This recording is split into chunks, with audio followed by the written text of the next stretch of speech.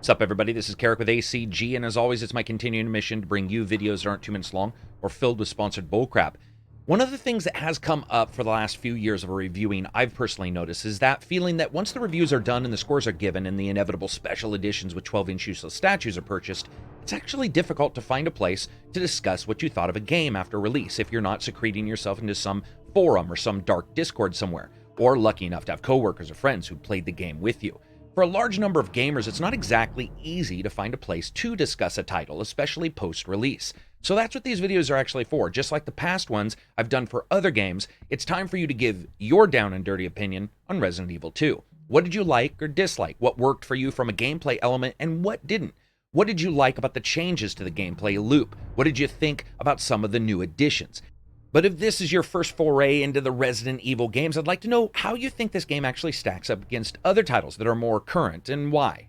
If you're new to the series or old to the series, it'd also be great if you preface that so people know where you're coming from in the comments. And of course, the more information you can give, the better others will be able to understand your position on the discussion. Now, of course, since we are talking about this game, the comments section will have a number of spoilers. So if you haven't finished the title or you haven't put it down, just bookmark the video, come back later if you want to discuss it without having some special scene spoiler that you didn't exactly count on.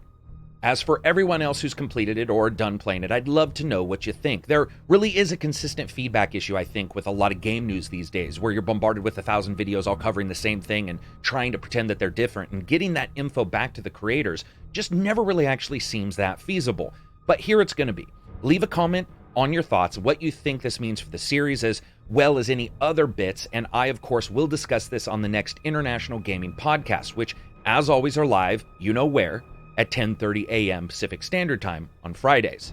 And if you're not following me there, now might be a good time, as I do live Walk in the Walks video game news, of course, video game streams, podcasts, and more, as well as the continued videos that will always be here.